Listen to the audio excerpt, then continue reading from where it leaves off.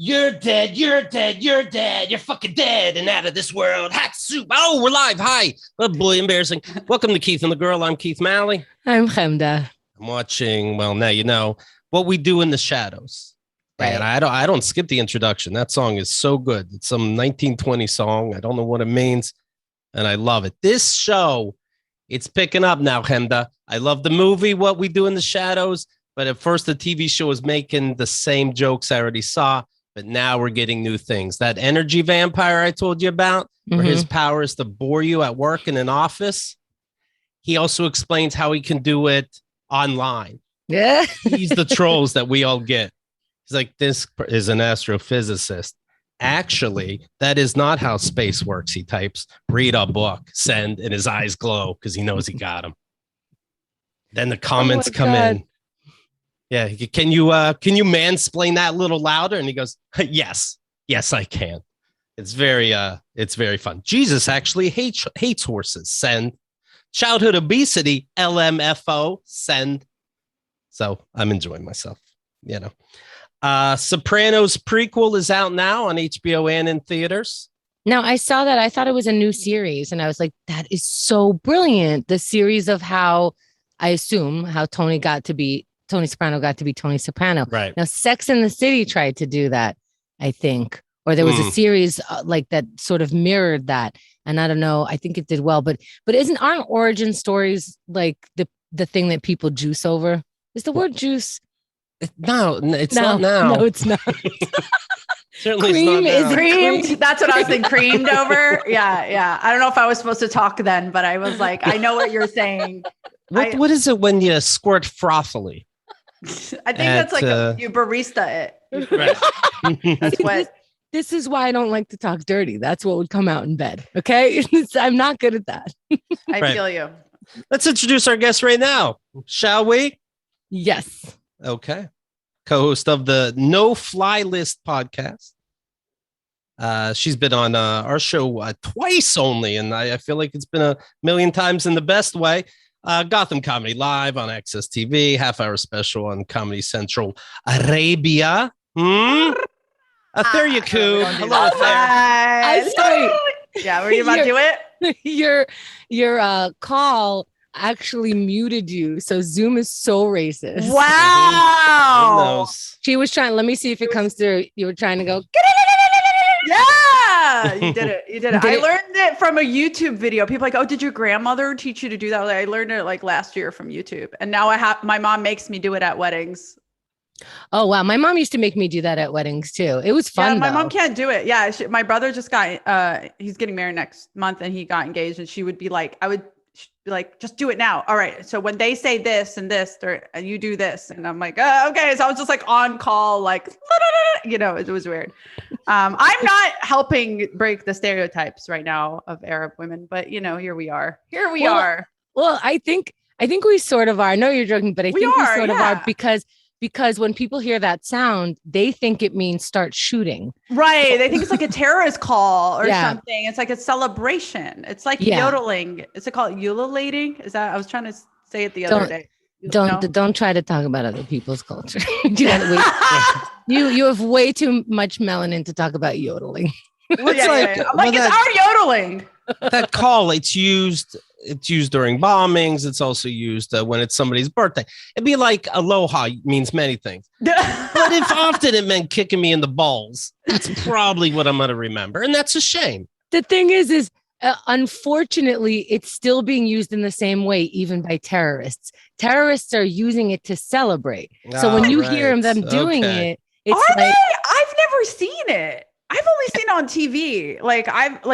On a show or something. Like, I haven't actually seen it in the new, I don't know. I wasn't familiar with that concept until I saw it here in the US. On 9/11, I saw it right across the river in New Jersey. That was my family. I'm so sorry. Oh, they got the TV working as a weird coincidence. Yeah. Well, no, I didn't mean that. Atheer, now you're not helping. Now I'm not helping. Let's rewind. Sorry. Go on. Just wait. Are you into Sopranos Atheer? Is this any kind of news to you? I mean, Chemda just compared it to Sex and the City, for Christ's sake. That's hilarious. I'm also into Sex and the City. I started watching The Sopranos recently. I'm only like 4 episodes in, but I really like it. I only saw part of the prequel, but Tony Soprano, who's played now by his son, which is amazing in real life. Yeah, because what I said is Tony's dead, but it's not. Well, the actor James Gandolfini, right? He actually died, but it's not like he would be playing his younger self. How trippy is it to play your father's character and your father's dead? I know it's not really connected a lot, but it's connected in a trippy, like, my father's dead. I have this because of him and he's not here. I don't know. It feels a little bizarre. But those are also big shoes to fill, no pun. And, especially that he's dead, it's an even bigger deal, this legacy, And you are trying to portray the character that he portrayed. So you are trying to move like him. I saw in the, is he going to do that breathing? Is he going to breathe like him? I mean, this was a Darth Vader breath. He was a big gentleman, right? And it was a loud breath. Can't deny it. Yeah, he might have breathed more in the later series. Yeah, it got a lot of gabagool, and that'll cause it. I saw a little clip where young Tony says, "When I go out, I'll see it coming. There won't be any confusion with me, promise." So we'll see. I'll have to see more of the movie, but we'll see what's happening. You will not understand that, Atheer, because if we explain that is a spoiler. It's not a spoiler, though. That's the thing. You don't get satisfaction at the end of Atheer. Enjoy. The Many Saints of Newark is the name of the movie. And you know who's in it? Ray Liotta. You know who never saw, he admitted, an episode of The Sopranos? Ray Liotta. Oh, well, you know what's good about that? He's portraying the stuff beforehand. So he's super fresh. He's the best. Sure. He's not it's just funny by watching it. Yeah, maybe that helps. It's just funny he has to be in it. It's funny he has to be in it. And I promise you that the Sopranos show referenced the movie Goodfellas. So Goodfellas exists in this world, and this totally different guy. Like, do they say, "God damn, you look like"? He's like, "Don't say it. Don't say it." And then they go to the next scene. Yeah, I would put it in his contract that he has to watch it. I mean, somebody's son is trying to portray the character that he did, and he's going to have to watch it. You have to watch it because you're probably portraying something that already happened, that we saw. We can't pretend too much. You're pretending for us. Are you going to watch the movie and then go back to the TV show up there? Oh, I don't know. What do you guys think? Should I? Yes. I don't care about spoilers, by the way. This is what my brother spoiled The Sixth Sense for me, and I will never ever forgive him. And since then, I just stopped caring about spoilers. So we were living in Palestine at the time, and it was, I can't remember. I was very young. And then he turns to me like 3/4 of the way in, just at a very pivotal time where I was about to find out. And then he was like, Atheer, you're not gonna figure this out, but it was spoiler alert. For anyone who hasn't watched it, fuck you, it's too late. But he was like, Bruce Willis is dead. You're not gonna figure it out. And I was like, now you can enjoy it. Wow. We've had a very rough relationship. Not just I think since then probably, but till now, yeah. I'm triggered when people. But now at the same time, I'm like, I'm triggered when people bring up The Sixth Sense. But I'm okay with spoilers because of it. No, you see, the thing is I think you're not okay, and you're just fucking traumatized. And this boy needs to be checked to see if he's a sociopath. Who does that? Yeah, he is a little bit. Okay. You're not totally wrong. But yeah, it was. Who wants to? Every time I hear somebody hasn't seen The Sixth Sense and they don't know what the twist is, I'm like, oh, I'm so excited for you. I'm so excited to meet you because it's fun to meet a stupid child. All right. Like Atheer is saying, enough time has passed. I mean, how don't you know the ending by accident? But yes, that is psychotic behavior. He was either just being an asshole because he melted his GI Joes, or what? Or he's kind of.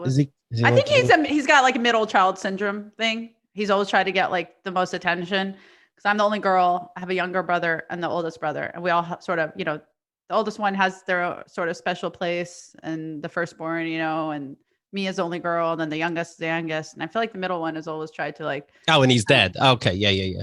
Sure.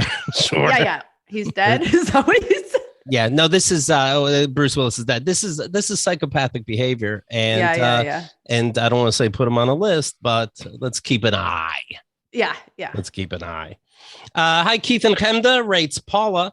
I've been a listener since I was 19, 15 years old, after my crappy MP3 player was stolen and the insurance gave me an iPod instead.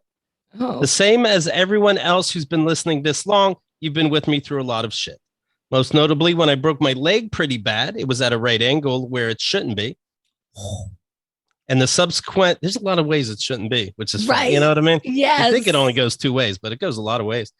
And the subsequent fuck up of the surgeon, which meant I've had 8 surgeries in 6 years to fix it. Oh my God. Although it would have been nice not to have to go through all that, it does mean I received some money from my lawsuit against the hospital. And one of the first things I did was upgrade to lifetime membership for VIP. Thanks so much for bringing extra joy to the last 15 years, especially in times when it's been hard to find. Much love, Paula. Paula, what a hardship. I mean, I'm on like I'm ready for my 3rd procedure. And I'm like, how many do there have to be for my leg? Right. First of all, a right angle on the leg is like Keith said, so much imagery. There's only one right angle that your leg is allowed to do. And it's called the correct angle. Oh, yeah. Oh my God. Wow. Thanks. Did you guys break her leg so she could win some money from the lawsuit? Subscribe.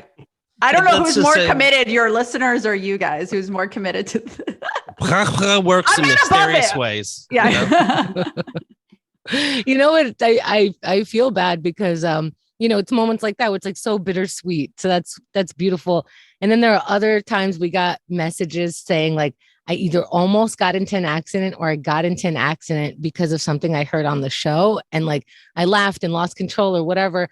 And I'm just like, oh, that's like the best, but I'm so sorry. And I'm glad you're not hurt enough to write this email or post or whatever. But I kind of enjoy those. I'm sorry. That's compliment. If someone drove off the cliff laughing, listening to you. Like that is the best award a podcaster. I know, but that's when I turn into a sociopath. I'm like, that's gorgeous. That's what I'm saying. Yeah. I'm totally with it. Yeah. I will drive off a cliff right now if you want, if it'll help. I don't have a car, but I will. But I want to for you guys. Thank you. Nice. Let's see how things go. People are loving Colin O'Brien. I'm not saying it's a surprise, but this guy better be laid by Saturday. All these emails I'm getting. Congrats. We had a person on Atheer super quick. DateColinO'Brien.com is his website, and he has like stats and here's why you should date me and quotes from my mother and people I used to date and all this stuff. You can contact him. He gets in touch with everybody. He's been going on dates, and we're like, what the fuck is this guy? We had him on the show, and he was wonderful. Oh, yeah. Okay, good. I'm looking now on his website as you say this. This is so fun. Who he made this website? Yes. Of course. The government doesn't make it for you. Yes. I mean, I thought like his mom or something. That's like something. Wow. I'm like, that's understandable. Here's a picture of him with Weird Al Yankovic. Okay. Interesting. What's your remind me your situation over there, Atheer? What are we talking about here? I'm single. Here's the point. I'm intentionally single, but I've reached a point where I'm not going to pretend I'm cool with casual shit. I'm tired of being the chill, cool girl. Fuck that. I want a relationship. And if you're into that, yeah. Him too. It's not fuckcolinobrien.com. It's date. That's my website. Atheeryacoub.com. Follow me. But yeah, I'm single, but like, before this, I was entertaining like, well, whatever happens kind of thing. But before COVID. After COVID, before COVID, probably till the last person, like probably a few months ago, like a couple of months ago. And I was like, I'm tired of this, like men like leading me on or being emotionally unavailable and me being like, okay with it. Because I was, we talked about this in the pod. I was engaged like two and a half years ago now. And since then I haven't had a serious anything. And I was, I guess, kind of shut down in a way because I was attracting all these like emotionally unavailable people. And then I started wanting something more, but I was still not attracting the right type of people, or I wasn't being 100% honest with myself about what I wanted. And so I want to just put out condolences super quick that you're looking for emotionally available men. I am so sorry. And I commend you. I mean, I think it's the right thing to do. But unless you mean husbands, you're out of luck. Husbands, yeah, marry Atheer Yacoub. Yeah. I mean, even husbands, I guess, relatively emotionally available, like can actually communicate a little bit about themselves. So I don't feel like I'm dating a mime the whole time trying to figure out what they're like. What do you want? It's like it's very frustrating. I agree with you, and I think like we're trying to be casual just in general as human beings so that we can, let things flow. But the amount of respect that is being asked for here is I wouldn't expect that from my friend. I don't expect to treat my friend like that. I just basically am asking for follow through as a human being. You say you're this way, behave this way, and then we can move forward. But it sounds like so much, and I think women are going from this casual space of like, let's just see what it is to like, you know what? I know what it is. I've researched it. I looked it within myself. I found a couple of things. And now I want somebody who has like one or two answers when I ask a couple of like relatively decent surface level, but about to go deep questions. And then we can decide if like you're worth a conversation, for fuck's sake. Seriously. And now I go through like the check. I'm like, have you been to therapy? Has it helped you? Blah, blah, blah. Like I try to like see if they've talked to another human being about their feelings before. I would, when I would date, and it's the same thing now that I think about it. I had my first therapy session the other day. I try to throw out main parts of my personality right away. And so I'd be like, hey, therapist, great to fucking be here. Like, okay, now make a mark of that. I curse. Okay. Next, we'll start with appetite. Oh, this is with your therapist, not with dating. You're trying to slowly ease them into who you are. Yeah. Should we get a goddamn table? I don't respect Jesus. Just to get it out there. I see what you're saying. Yeah. Are you? How's that worked on dates, Keith? I'm with somebody now 3.5 years. It worked great. Oh wow, awesome. Okay. Yeah, Atheer. Sorry, let's not take advice from Keith. Keith, that is sound advice for men.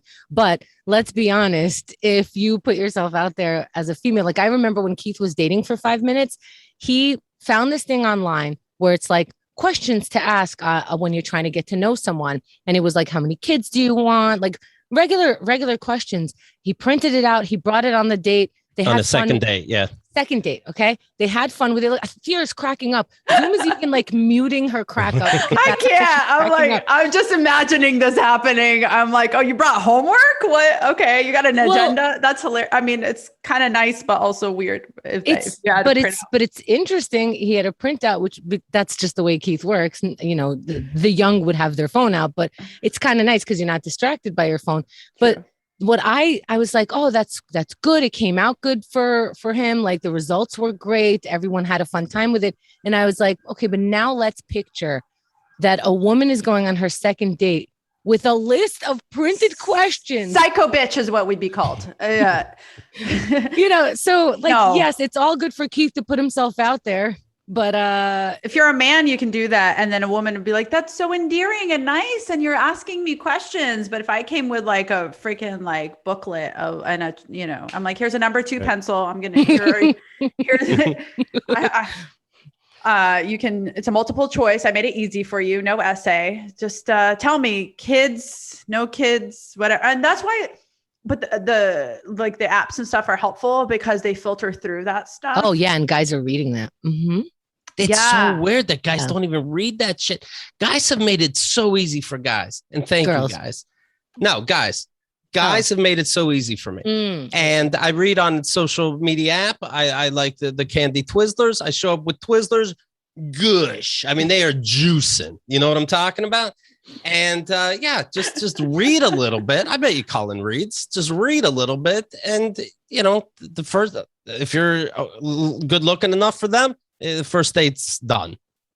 Yeah. Also, I feel like when you come with the right attitude and like just really the right attitude, then a lot of quote the good looking will be melted. You know what I mean? It's even if you're not Tom Cruise, Brad Pitt, who are the celebs of you got people's choosing? Yeah. Okay, you did good. Right?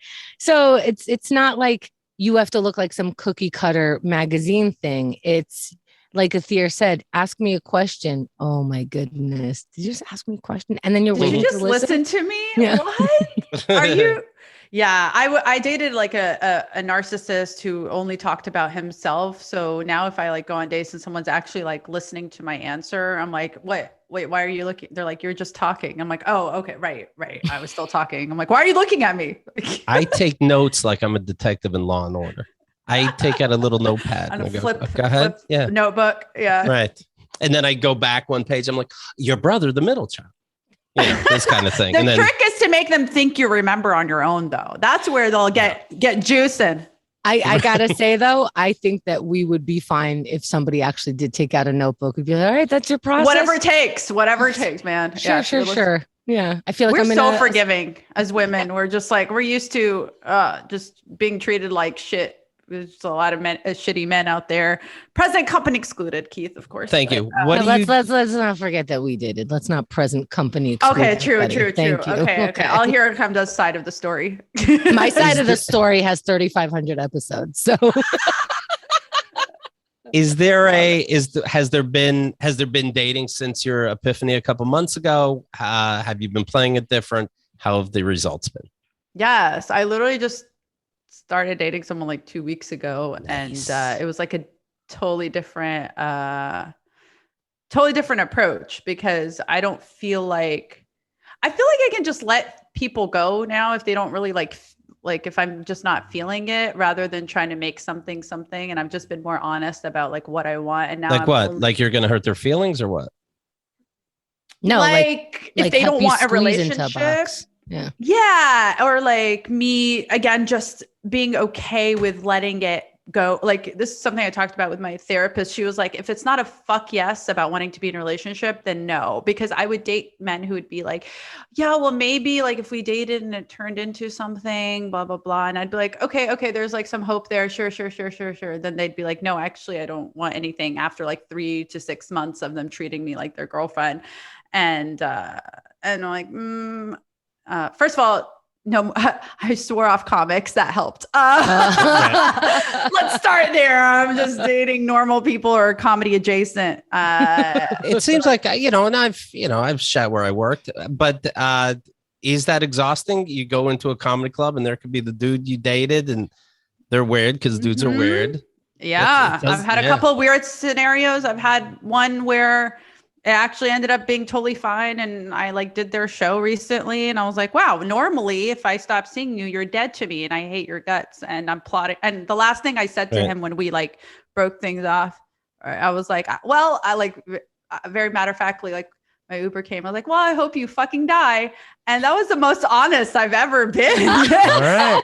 And as the word, I was just like, can't believe that was the last thing I said to him. And then I ran into him at a comedy party and we kept running into each other and just being friendly and normal. And then I was on his show and it's all cool now, but that's not a habit that I want to. Right. 1 second. What made you say, I hope you fucking die?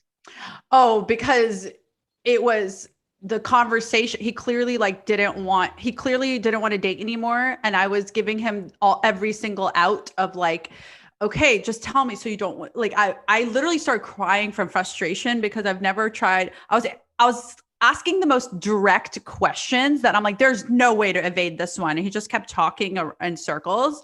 And then I was just like, oh my God. And then finally he was like, yeah, I mean, you're right. Like, yeah, like that.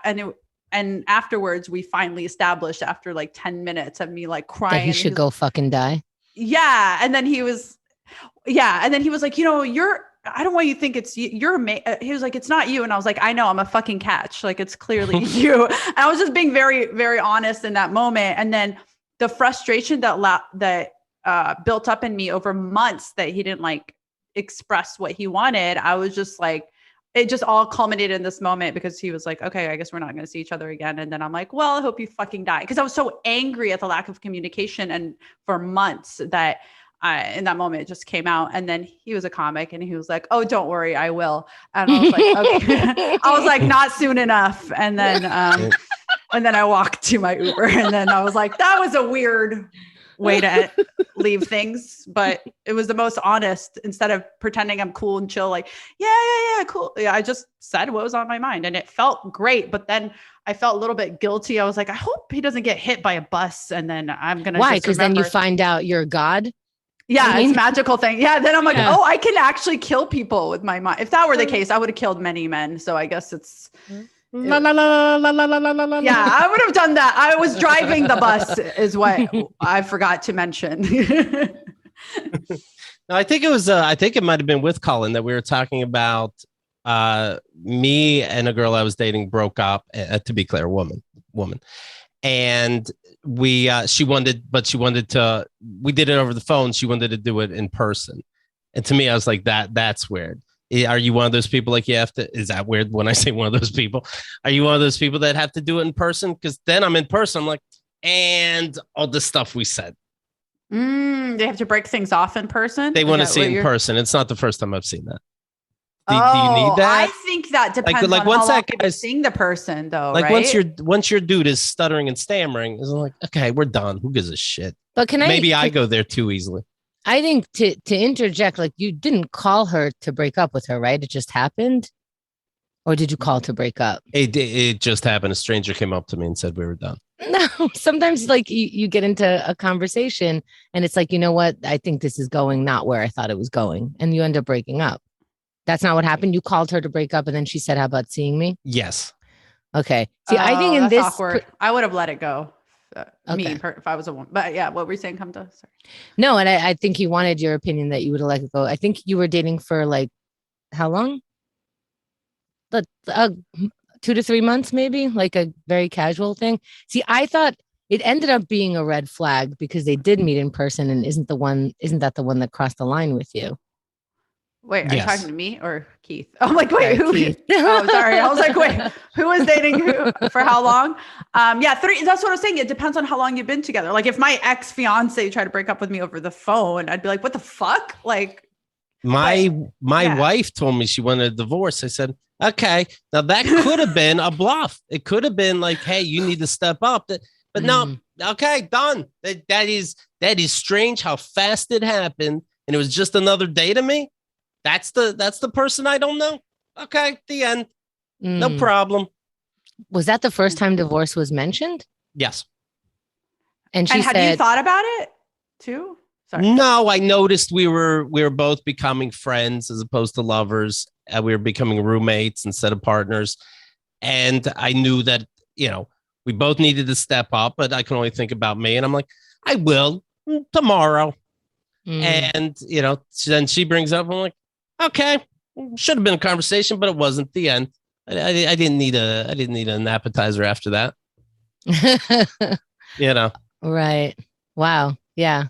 Do sometimes couples get back together, I guess, because dudes are wimps. Dudes are like, no, it's not you. Well, it is. It goddamn is. What else is it? I can't handle 2 good things. Things are too fucking good. Yeah, that's what I hate. You're too good for me. I can't step up. I can't be the person that you want me to be. And then I've just learned to be like, you know what? You're probably right. Right. But yeah, I think I just get frustrated by just generally lack of communication, or someone's if I'm asking you a very direct question and you're evading it, that makes me feel really like angry, because I'm like, I don't know how else to rephrase. I felt like he was on the witness stand and just like trying to plead the fifth, but not. And I'm like, I will rephrase, sir. Do you not want to date anymore? And you would think that's a yes or no question, right? Easy. Like, I can see why you would ask this question. Like, I see why I think, and then start like talking about the question I asked rather than just answer it. And I was like, is this really happening? Is this happening right now? Oh, right. I've been there. I'm just like, am I speaking English still? Yeah, that's literally, I was like, I don't know how else to say. That's why I was just like, I was just crying out of frustration. I was like, this is already a painful convo. And for me to have to like ask you in 25 different ways. Yeah. Yeah. I've had a boss that fired me by crying. And I'm like, I think you fired me. And looking back, pretty smart. She didn't have to say anything uncomfortable. You just start crying and you're like, I'll leave. I get it. I told her it's okay. Like, what's rent anyway? Oh no. Oh no, I'll just go back on food stamps. No big deal. Right. Don't worry. This is one of those jobs where we don't get any notice or anything. Okay. All right. Oh man. I don't want you to be sad. So yeah, and also when you break up though, let's say there are real problems. I don't know. Can you be it'd be uncomfortable to be like, okay, seriously? This can't change. It's your voice. Sorry. Have you broken up with someone over their voice? It could no. I mean, I wouldn't say it, but it reminds me of my mom, and I'm in therapy, but I promise you I'll never be able to get over it. And I'm sorry it took so long. I'm a piece of shit for that. And try not to feel weird every time you talk. Okay, good. We got that out, and that's good. Then it's up to you if we'll be friends. I guess there's a level. There's a level. You don't fuck as good as I was hoping the partner for the rest of my life would. But you're very cool. But somebody taught me if it's not a hell yes. I mean, there you're going to learn in therapy that there are other words for that. Like, I don't think we're sexually compatible. Right. The recent time I was dating, the first woman I matched on an app, I guess we matched, and then I said hello. Then she said, no, thanks. And I saw in her bio, because I read that she knew that thing. If it's not a hell yes, it's a no. And then I wrote back, oh, you know what? That's probably best because it's not a hell yes. I think I'm being funny. She rates back, you asshole, you're scaring me. You're da, da, da. And I'm like, do you read your bio? May I say that I believe this conversation was read on the show and Yes. that Keith did not understand some of the tone that he was using, that when people are strangers, they could easily misinterpret it the way that he didn't even think they could misinterpret it. If it's in your bio, don't misinterpret it. We are all used to your tone and your sarcasm and of course, I don't mean it because that would make me a monster, but she is used to monsters in her inbox. So most likely she met. Now we dissected. I think she just got episode. turned down. I think she just got turned down. It was like, no, I'm turning you down. You said hello, and then she said no, thank you. Or she said, do you want to be in a relationship? What's the hell? She was like, not hell yes about you, so it was a no. In her bio, she said the thing's a hell yes or it's a no. Then I just made a joke, thinking, yeah, we're done. That's the end of it. Well, you know what? I'm not feeling like it's a hell yes. But meanwhile, I was the one who was, not to use a big word like dumped, but I'm the one who was, no, thank you. So now it's time for jokes. So I made a joke. No, I need to kill myself. No, but I don't know that she would understand your joke. Fuck her. Yes. Let's bring her on. Hello. Yeah. Well, here she is. Here's the funny thing. Oh, and let's have her talk to Colin. Maybe they'll date. She didn't know how to let me go until she says the words. We're together. Come out here, baby. Somebody brought up, by the way, talking to Colin, did you just fill in the Diamond Dog spot? Because Adam hasn't been able to do Diamond Dogs because of work. And Lowney says, amazing show and amazing guest with Colin. Did you guys just unintentionally fill the Diamond Dogs void left by the late Adam Brown? And Svaj rates, I could see that. So Colin, you getting laid? And he goes, no. And Keith goes, nice. See that? We can still have a thing going. Why not? I have to mention a couple things here. Here's a quick peek into the agenda for next week or so on Keith and the Girl. Of course, you can find all this information at keithandthegirl.com/calendar. First of all, sign up now and join us this Monday for OMAT Club. You've heard about it. keithandthegirl.com/OMAT. I'm the best meditator. Don't look at it as a challenge. Do your best, but I'm pretty fucking good. Do you meditate, Atheer? I meditate and nothing's in my brain. People struggle with that. Not a fucking thing with the kid. With you, even in your day, even when you're not meditating, you're just like blank here. Yeah, totally. I do meditate. I also, over the pandemic, became a Reiki healer. Who am I? I don't know. Ooh, what is that? My girlfriend wants to do that. What is that? Oh, tell her, message me. Okay. I'll do it. So basically it's taking kind of like that, you really have to believe in some sort of spirituality or meditation or something for it to work. But it's basically channeling the good energy from the universe through the Reiki healer, which would be me or whoever, but it's not my energy. And you're channeling that into like the different chakras, which is where you could actually physically feel it. It's also the different points in the central nervous system where energy sort of like collects. But I have to accept it and feel it. Like I don't have to believe in a doctor, but he can fix my knee. I have to have positive energy in your office? You just have to be sort of attuned to energy in general of it being a thing. You know, you can't be energy. Like you can't be like, fuck this. This isn't real. Like you can't be like a total skeptic. But I've done it. I was skeptical and it worked on me. But I believe in something greater. So it's not like you have to be like believe in Reiki or whatever, but you have to like at least be a little open to it. I'm a good sport. Will the universe acknowledge I'm a good sport? That's up to the universe. I'll let you know once I got my hands on you. I don't know. Once those chakras are flowing, I'll tell you. But yeah, I've got all my, like, I've become this weirdo crystal lady with like my Palo Santo and God knows what here on my book. I'm pointing my bookshelf and all this stuff. So what's the best crystal going today? Oh, the best crystal. I like this one that I just pulled out, the rose quartz for like self-love and healing. Nice. So that's one of my favorites. Feels nice. That's not really related to Reiki or meditation, but I just somehow you're going all out.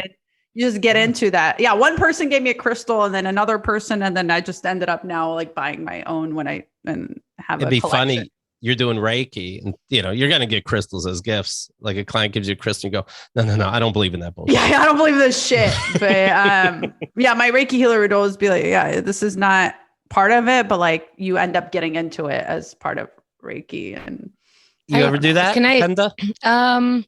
No, maybe someone I knew did some sort of energy healing. And here's what I find with that stuff.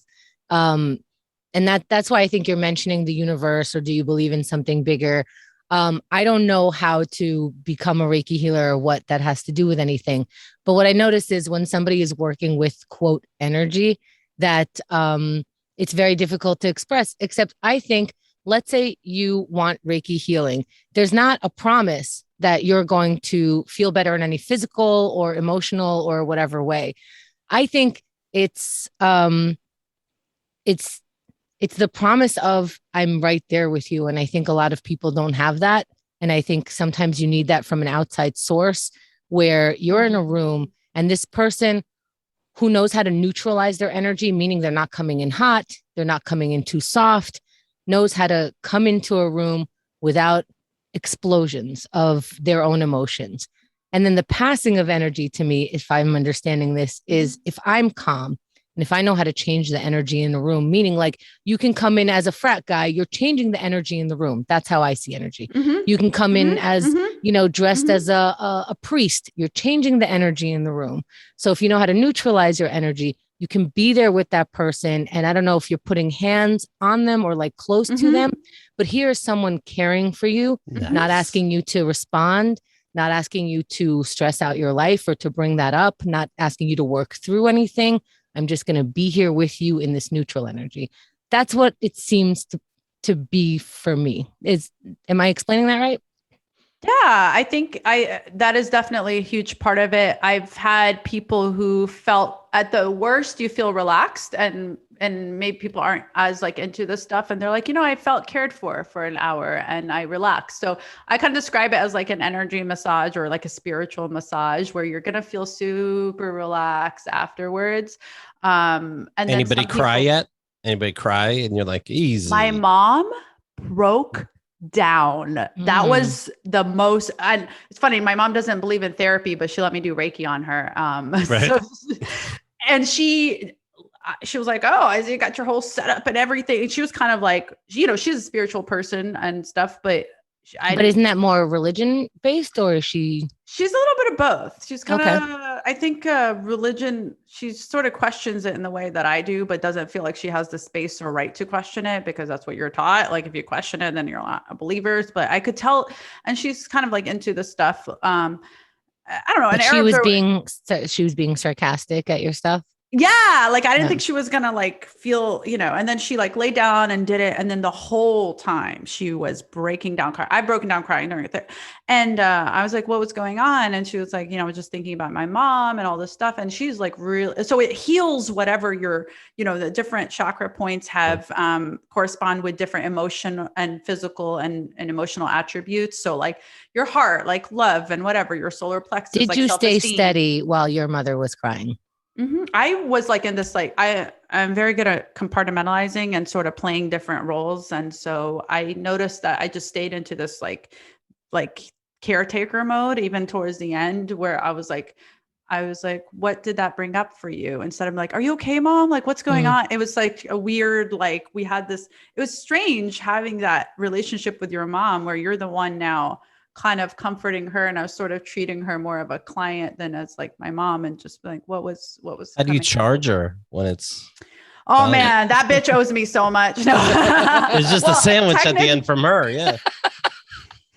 I'm still Reiki 1, which means I can't charge people. Otherwise she would be, but that's why I'm like, have your girlfriend. I train on people, but I had a friend the other day where we both experienced it so strongly. And we were like, I don't know if I'm supposed to like even be talking about this, I guess, as a Reiki, probably all the Reiki gods or whatever, like shut up, Atheer. But I like to talk about it just to open up people's like world about it, because I didn't know anything and it helped me a lot through my breakup. And also I think keeping it a secret might be what people get scared of. Like, why would it be a secret?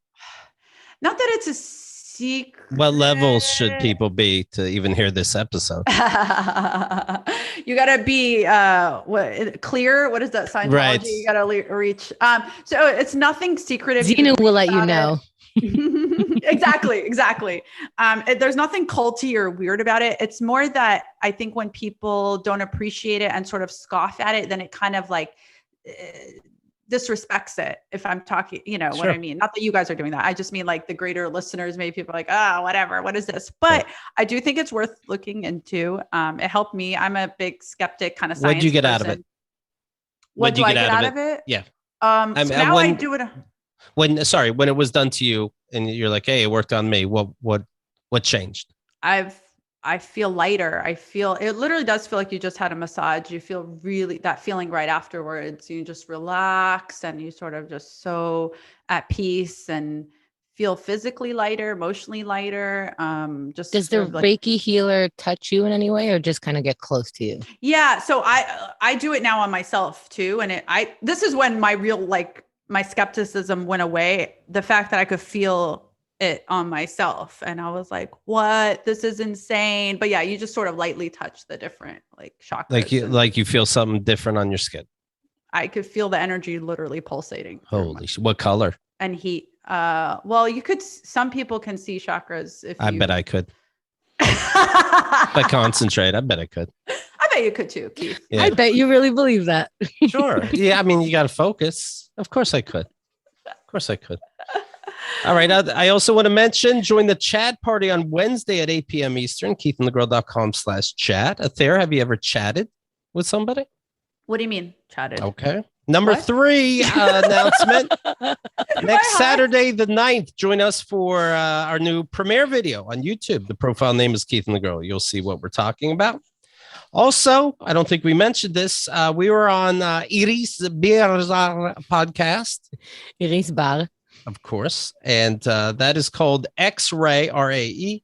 Download that and take a listen. All right. And speaking of names, Chemda, I was told that the name Chemda, but they used it with a hard H, was on Law and Order Organized Crime Season 2, Episode 2. How about that? Craig was saying that before the show, and he sent a little clip, and I'm like, first of all, I'm like, yay. I've always wanted my name to be mispronounced on a major show. And second, it's a very blurry image, but it looked like the character was black. And I'm like, how did they get to Chemda? And I wonder how, like, the association could be Arab, even though I think it's an Israeli name. And is it a Muslim name on this show? Is it them just trying to? How do you get to the word Chemda? Who's the writer? That's the thing. You were a dead lesbian nail shop owner. You were on your way to see Hamilton. I can see that. I can see all this. I would like to think some writer snuck in, and it's a person who has like met me or something. That's my ego says that you have to know a Chemda, not me necessarily, but you have to know a Chemda. I was like, who's a Chemda? I thought that was another name. Right. I like that. A Chemda. Ice-T was like, what like the fuck kind of name is that? Right.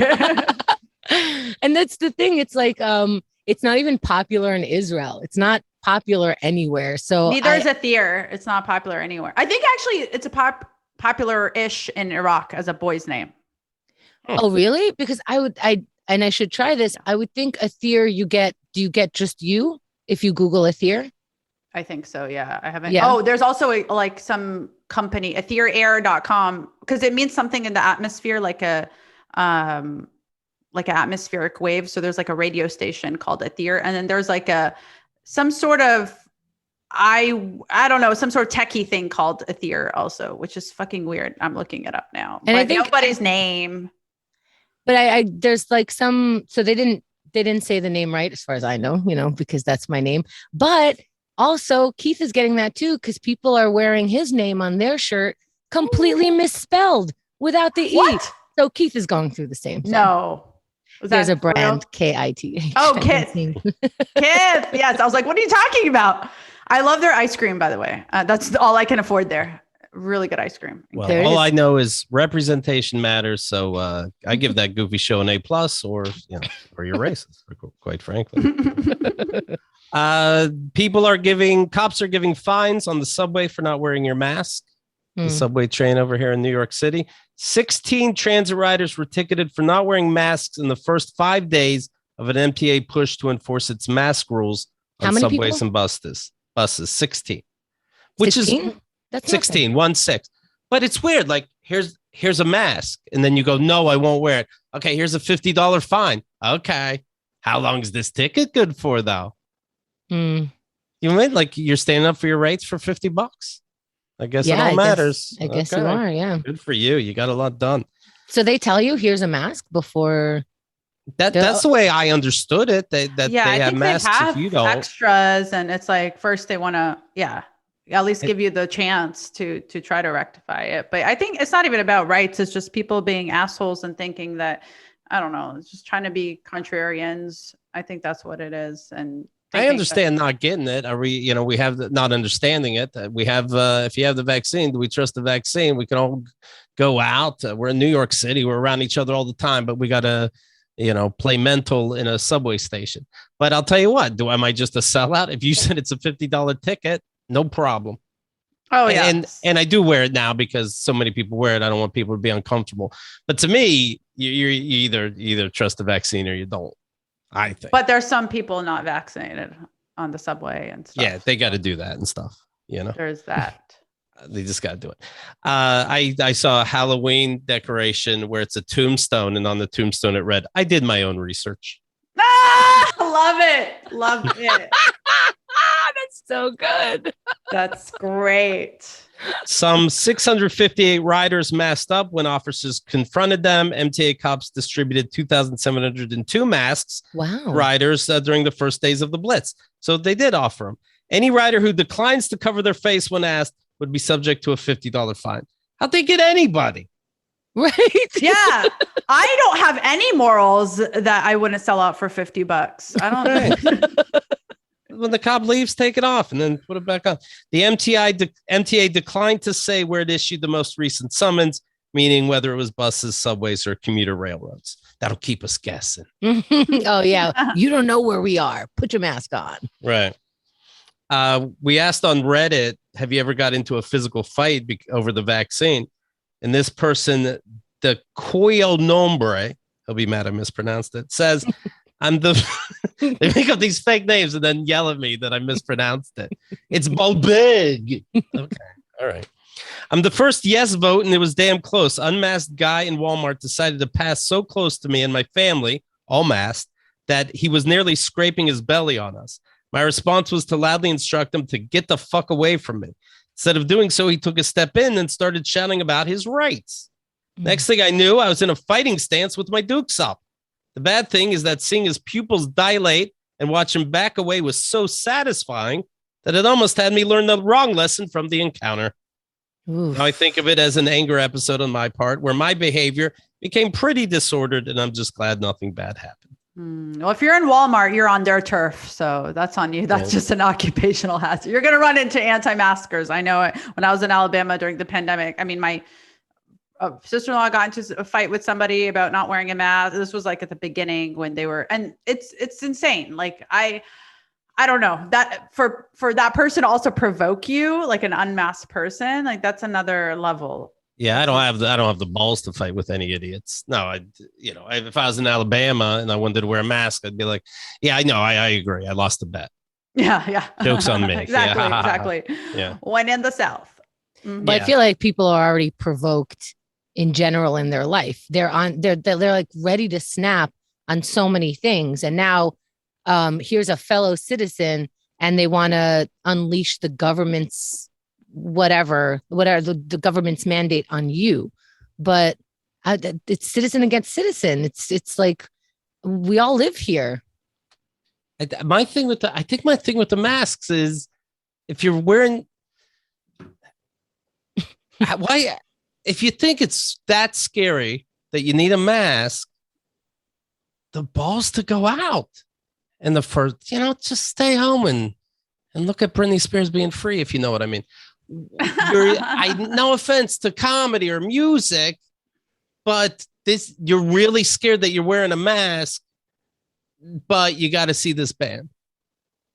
That's the way I look at it. That's why, to me, it's the masks at a certain point are getting silly, I think. And I'm all pro-vaccine, et cetera, et cetera. I don't know. I feel like as long as you can't mandate universally or across the US that you get vaccinated, then you have to tell people about masks, and you can't even mandate that out in the world. So just do the right thing, but don't forget Super Bowl's coming up. Who's excited? I mean, what are we doing? They have the performer, by the way, for the next Super Bowl in February. Dr. Dre, Snoop Dogg, Eminem, Mary J. Blige, and Kendrick Lamar. Whoa, heavy hitters. Damn. The halftime show. Holy shit. Were they the only one Super Bowl I watch? Yeah. Wow. Were they the only ones that were like, yeah, we don't mind getting COVID? Because holy shit. That's a lot of people. That's a lot of people. Are they all vaxxers? Because that could be. I have to assume. You do not have to assume. We learned from Shalewa the other day that Busta Rhymes is not into it. That Busta Rhymes isn't at the Super Bowl. They're having these guys perform at the Super Bowl. I bet they're vaxxed. Eminem has had lyrics about being vaxxed. Oh my God, his song about what's it called? Nat or what? It's so good about COVID. It's not about COVID, but there's some COVID lyrics. There's COVID lines and there's idiots being unmasked. Yeah, so a lot of things rhyme with unmasked. You wouldn't have known. I was pleasantly surprised. Wow, it's got to keep occurring to me, and it's going to, that we're gonna have COVID-related art so much across so much. Happening already. Yeah. Like insane. Things that have to do with like rhyming masks and children with masks. Like all of that stuff is going to come out in art. Comedians have to come up with vaccination jokes and things like that. It's now in there. Oh, we're still in a pandemic too. But we act like we're not. It's weird. It's a very weird place to be. Yes. Confusing. Yes. Speaking of art, a modern artist was paid $84,000 for 2 pieces of art. They're like, we like your work. A Danish museum loaned Jens Hanning $84,000 in cash to recreate old artworks, using the cash to represent the average incomes in Denmark and Australia. Okay. But the boxes he sent only contained blank canvases, the new title being "Take the Money and Run." He said, quote, "The work is, in fact, that I have taken their money." He is being sued now. It's our baby. Some people don't get it. You know what? It's never the fight that I want to have. This is not what I want to do with my art, because now I have to do the thing that comes after that. But thank you for that entertainment, for that art, for that weird version of rebellion that we'll enjoy getting updates on. All right, go ahead. It's supposed to move you, right? Even if it makes you angry, that's even better. That's good art. Right. I promise I'd be in front of that for a good 40, 45 seconds, being like, get the fuck. The average might get it. We don't make much money in this world. Yes, but if you look at it for 45 minutes, you might be able to see the spit that he spit on it before he sent it. It becomes its own art piece. Yeah. Yeah. Oh, well. Tell me what you guys think of this. Katie Couric has a new book. It's called Going There. It comes out October 26th. First of all. Oh no, she didn't. Yeah, exactly. She goes there. 90. Like what? Right. Going she there. there. And then the subtitle is My Wife. What? My wife. Yeah. I know. I was hearing it too. I'm glad someone. No, said it's just called Going There. I'm being silly. Okay. Oh, I thought you I were was just serious. laughing at how hip she is. That would have made it probably better. The tell-all written by her. She's 64 years old. That's important because she's a woman. I have to know. She was the Is anchor she of fuckable? No. She was the anchor of the CBS Evening News. You know what? I thought she was fuckable, but then I go to aretheyfuckablereally.com and it shows them without makeup. So it's hard to see. Oh yeah, I have a gross. subscription. Yeah. It's like they're getting their mail. It's like, oh, you don't want to know, people. Trust me. Anyway, she revealed that the Today co-host, and by the way, this article I'm reading lists like she hated Diane Sawyer, this kind of thing. Like, but the main story to me is this about Matt Lauer, who she worked with on Today. About in 2017, his fall from grace, she said, was excruciatingly painful. Now, if you remember, they found out that he had a desk with a buzzer on it that he can press in his office that would lock a door, that would lock a woman in his room. He was accused of rape. Let's not get confused. He was accused of rape. Not just Is it and multiple or? I think there were at least two. I'm positive there was at least one. She admits she had, quote, this is Katie Couric, quote, heard the whispers about Matt Lauer even before the scandal broke. And when it did, she recalls texting him, I am crushed. I love you and care about you deeply. I am here. Please let me know if you want to talk. There will be better days ahead. She's really going there. She went there. She warned went us. there. And she went there. And she's trash talking all of the people that she worked with. But then when it comes to Matt Lauer, she's like calling. Yeah, she's been, that's where she decides to be sympathetic. That's fucking insane. Why would you write that? Is she just trying to be controversial? She's like, this will sell. Or this is, I don't know. First of all, when a book comes out by a famous person, the most controversial things are in the paper a week before. Right. Okay. So we know this information for free. We have the same birthday. I just Googled her, December 30th. Mm-hmm. I don't like this. Well, Lauer 63 responded. So this just, no, it's fast. No, it's on my calendar. I have a wall calendar. Okay. Thank you. Thank you, Keith. Absolutely. Expect a gift. Let me check your energies. So she's writing all this. Please let me know if you want to talk. There will be better days. Lauer responded with a blowing kiss emoji. Holy shit. And she's writing it like how sweet. Not like it's another weird sexual thing. Like just a blowing kiss. At the very least, is it ironic in some way? You Yeah. know what I mean? Like that is the last thing I would do is blow a kiss after somebody said like, hey, we heard that you sexually that you raped coworkers and subordinates or whatever you're going to call them. And he's like, wink, kiss. What? Our secret. That's your defense? It's a kiss and a secret. Holy shit. Then he sent an emoji of a desk and a locked door. Just kidding. I'm impressed. He did tell her, this is true, quote, this Me Too stuff feels like it's getting kind of out of control, end quote. And then, okay, at some point does she go, hey, you sound stupid? Or it's just a constant, yeah, I know, buddy. Right. They're coming after you now. Like, what do you say to that? And this book just came out. Since then, people have, you know how they do after the fact, they go back and they look at Matt Lauer interviews, and he was always creepy to the women. You can find that on YouTube pretty easily. Just ask for a creepy compilation. This too stuff is out of control. Even after reading about all the awful things the then married Lauer was accused of doing, including exposing himself to a woman in his office, sending another woman a sex toy and explicit notes, and installing a button under his desk to lock his office door. First of all, there was an accused rape, at least. And don't just throw it like it's in part of a list. And he said something sexual to a woman. And he had a desk with a button under it that locked the door. Yeah, that's when the line? There were very little adjectives there, which is funny. Couric says she still felt a great deal of sympathy, even with that, for him, and worried that he was, quote, sleepless, haggard, depressed, maybe worse. Okay, what about the fucking victims whose lives he destroyed? And please, Atheer, please. He learned his lesson after he got fired and got paid for the rest of his contract. Yes, of course. He stopped being a sexual predator and harassing and raping people. Couric says in the book that Lauer was a decent man despite being fired from NBC due to the numerous sexual misconduct accusations. How the fuck?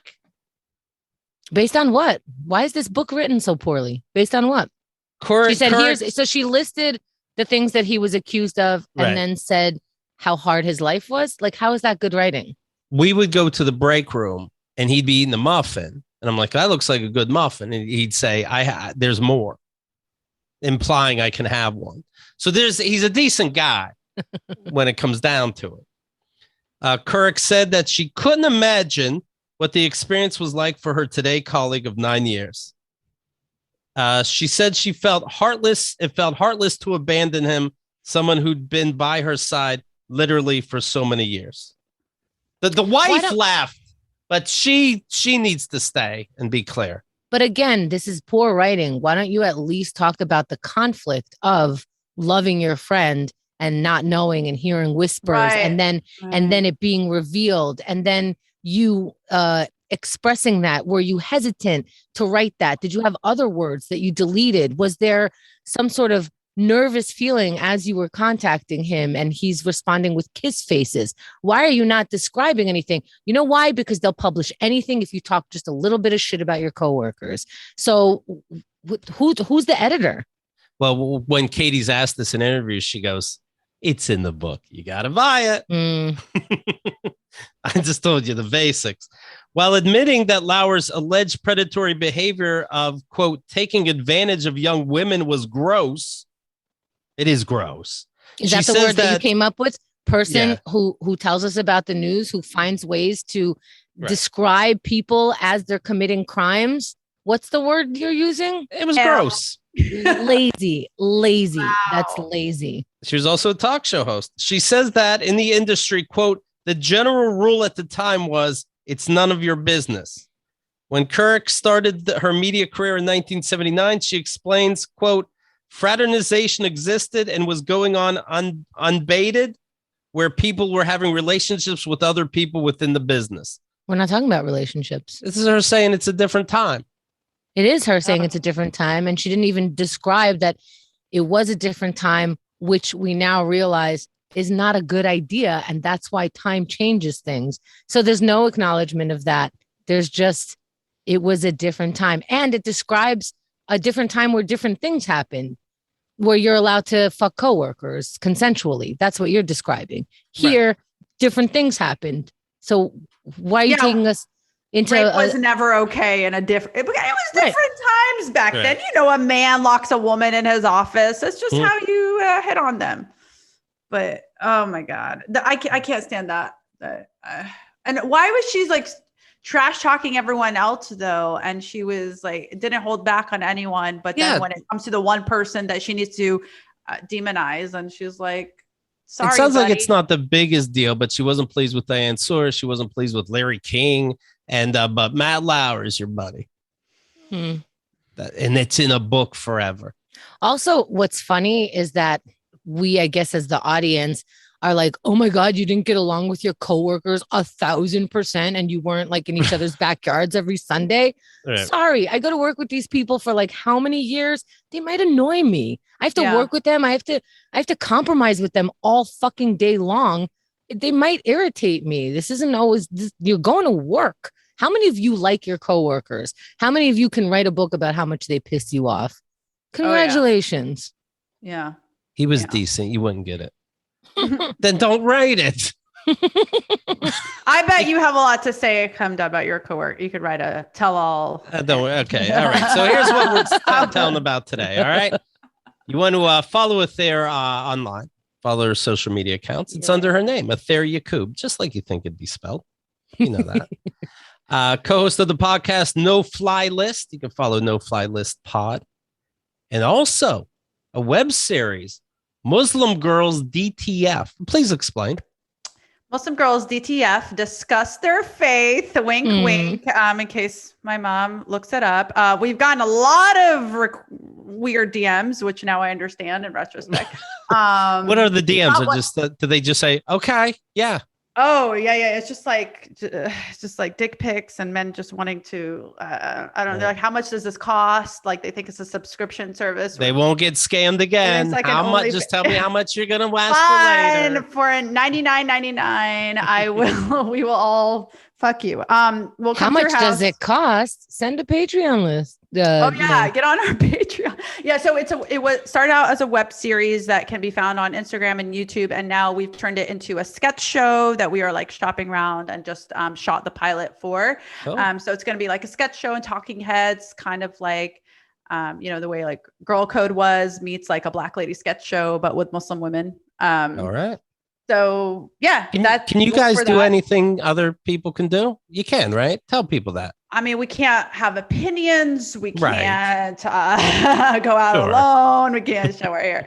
Yeah. So can I be on the episode called "The One with the Jew" and it'll be like the most controversial episode? I would love that, Chemda. I would love it. It's all the same shit that we all go through as like women from the Middle East, or just oppression is real everywhere as a woman. So it's funny that people think it's just when it comes to Muslim women, but we joke about the stuff. We try to like break down stereotypes through funny sketches and talk about our privilege and non-privilege and make some anal jokes here and there. So check us out at Muslim Girls DTF on Instagram, YouTube, and then hopefully soon you'll watch our pilot. Okay. Who, real quick, Atheer, if you can let everybody know, who has more of a right to live, Israelis or Palestinians? Just the easy questions here. Wow, I love that Keith always. I was about to call him a Keith and thank you and Chemda. That's my name on Law and Order. I was a bum going to. Anyway, follow the website too, of course. AtheerYacoub.com. Atheer, great to see you again. Thank you very much. You too. Thank you both for having me. This was so much fun. Yay! Don't forget to be part of the calendar. Everything will be right there at your fingertips. KeithandTheGirl.com/calendar. KeithandTheGirl.com